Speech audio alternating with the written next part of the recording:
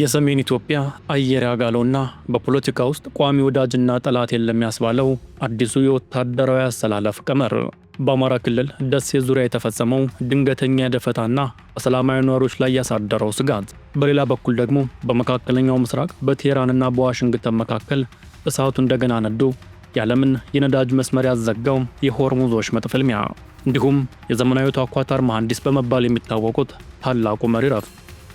እነዚህ ለሰዓቱ የመረጥንላችሁ አበይት ዘገባዎች ናቸው። ታዲያ ቀዳሚው መረጃችንን የሰሜኑ ፖለቲካዊና ወታደራዊ ቀመርና የአርበኛ ዘመነ ካሴ ንግግርን በሚመለከት በመዳሰስ እንጀምራለን። በመተከል ዞን በተካሄደው አዲስ የፋኖ ተዋጊዎች የምረቃ ስነ ስርዓት ላይ የተገኙት የአማራ ፋኖ ብሔራዊ ንቅናቄ ሊቀመንበር አርበኛ ዘመነ ካሴ በሀገሪቱ የፖለቲካና ወታደራዊ አሰላለፍ ላይ አዳዲስ ስልታዊ መግለጫዎችን ሰጥተዋል። አርበኛ ዘመነ ካሴ በቪዲዮ በተደገፈው መልእክቱ እንደተናገረው በኢትዮጵያ ወቅታዊ የፖለቲካ ውስጥ ቋሚ ወዳጅና ቋሚ ጠላት የለም የሚለው መርህ በግልጽ እየታየ ይገኛል። አርበኛ ዘመኔ በመልእክቱ የገዢው ፓርቲ ስልታዊ እቅድ ከሽፏል ሲልም ይሞግታል። እንደ አርበኛ ዘመነ ካሴ ገለጻ የፌዴራል መንግስቱ የፕሪቶሪያውን የሰላም ስምምነት መነሻ በማድረግ በሰሜኑ የሀገሪቱ ክፍል አዲስ ወታደራዊና ስምምነት ለመፍጠር አልሞ ነበር። የትግራይን ክልልን የሚያስተዳድረው ህወሓት ከፌዴራል መከላከያ ሰራዊት ጋር በመተባበር የፋኖን ኃይል ከሁለት አቅጣጫ ማለትም ከመሃል ሀገርና ከትግራይ በኩል በመጫን ለመምታት የታሰበውን እቅድ ህወሓት አለመቀበሉ የገዢውን ፓርቲ ወታደራዊ ቀመር አክሽፎታል ብሏል። ነገር ግን ነገሩ በዚህ ብቻ የሚያበቃ አይደለም። በፖለቲካ ተንታኞች ዘንድ ይህ የህወሓት ውሳኔ ሁለት አይነት ትርጉም እየተሰጠው ይገኛል።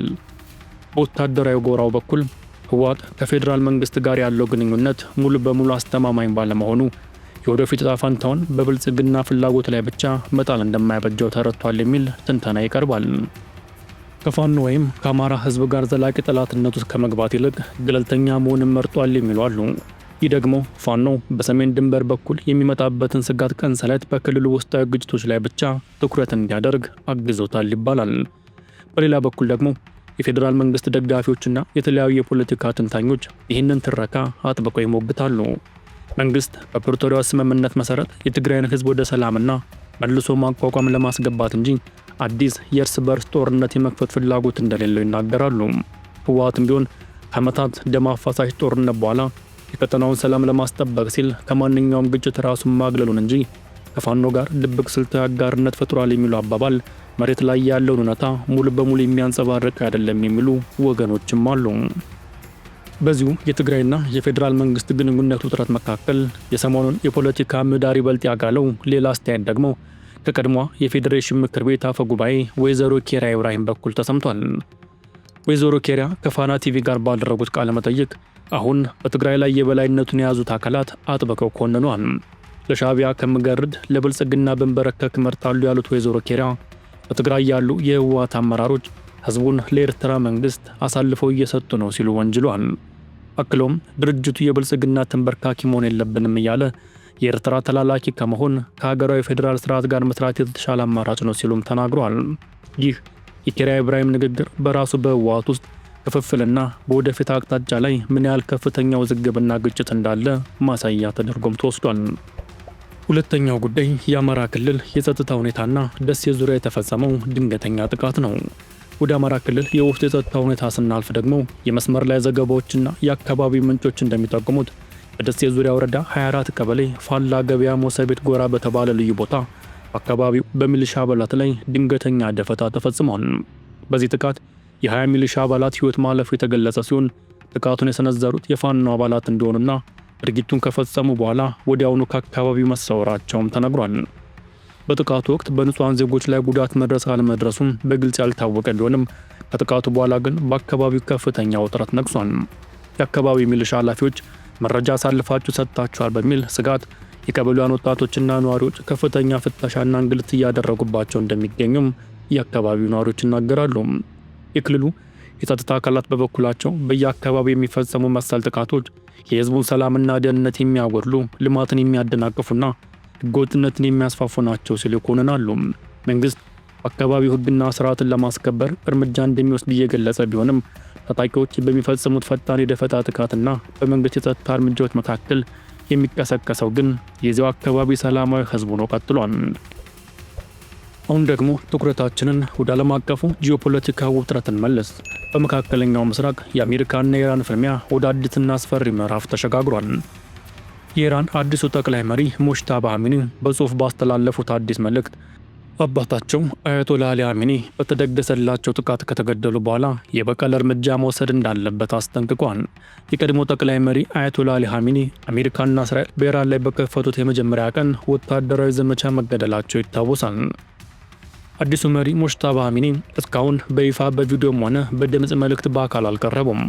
በአባታቸው የቀብር ሥነ ሥርዓት ላይ እንኳ ያልተገኙ ሲሆን መልእክቶቻቸውን የሚያስተላልፉት በጽሑፍ ብቻ ነው። ሙጅተባ ባስተላለፉት መልእክት ንጹህ ደም ለመበቀል ቃል እንገባለን። ወንጀለኛና የተዋረዱ ገዳዮች በከፈቷቸው 2 ጦርነቶች ለተገደሉ ሰማዕታት የበቀል እርምጃ ይኖራል። ይህ የሀገራችን ፍላጎት ነው ብለዋል። በሌላ በኩል የአሜሪካው ፕሬዝዳንት ዶናልድ ትራምፕ በማህበራዊ ሚዲያ ገጻቸው ባወጡት ማስጠንቀቂያ ኢራን ማንኛውንም አይነት የግድያ ሙከራ በታዋቂ አሜሪካውያን ላይ ብታደርግ ከፍተኛና አጥፊ ጥቃት ይደርስባታል ብለዋል። ትራምፕ 1000 ሚሳኤሎች ኢራን ላይ አነጣጥረው እየጠበቁ ነው በማለት የጻፉ ሲሆን ኢራን እርሳቸውን ለመግደል ከሞከረች ተጨማሪ 1000 ሚሳኤሎች በፍጥነት ይዘጋጃሉ ሲሉ አጽንኦት ሰጥተዋል። ፕሬዝዳንቱ አክለውም ኢራንን ሙሉ በሙሉ ለማውደም ዝግጅት መደረጉን ተናግሯል። የአሜሪካ የስለላ ተቋማትና የእስራኤል የደህንነት መረጃዎች እንደሚጠቁሙት ኢራን በትራምፕ ላይ ግድያ ሴራ አቅዳለች የሚል መረጃ የቀረበ ሲሆን የኢራን እስላማዊ አብዮታዊ ዘብ ግን ይህንን ወንጀላ አጥብቆ አስተባብሏል። ውጥረቱ በቃላት ፍልሚያ ብቻ አልተወሰነም። በተግባር በውሃ ላይና በአየር ላይ የተከፈተው ጥቃት ቀጠናውን እያናወጠው ይገኛል። በዓለም የነዳጅ ንግድ ወሳኝ መተላለፊያ በሆነው የሆርሙዝ ወሽመጥ ላይ የኢራን እስላማዊ አብዮታዊ ዘብ የቆጵሮስ ሰንደቅ ዓላማን እያውለበለበች ትጓዝ የነበረችውን ኤምቪ ጄኤፍኤስ ጋላክሲ የተባለች ነዳጅ ጫኝ መርከብ ትዕዛዝ አልቀበልም ብላለች በሚል በክሩዝ ሚሳኤል መመታቱን አስታውቋል።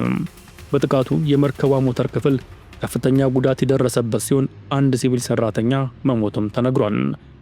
ይህን ተከትሎ የኢራን አብዮታዊ ዘብ የሆርሙዝ ወሽመጥ ለጊዜው መዘጋቱንና ማንኛውም ያልተፈቀደ መርከብ ካለፈ እርምጃ እንደሚወሰድበት አስታውቋል። ለዚህ ድርጊት አፋጣኝ ምላሽ የሰጠው የአሜሪካ ማዕከላዊ ሴንትኮም በቴህራን ወታደራዊ ይዞታዎች ላይ ከፍተኛ የአየር ጥቃትን ፈጽሟል።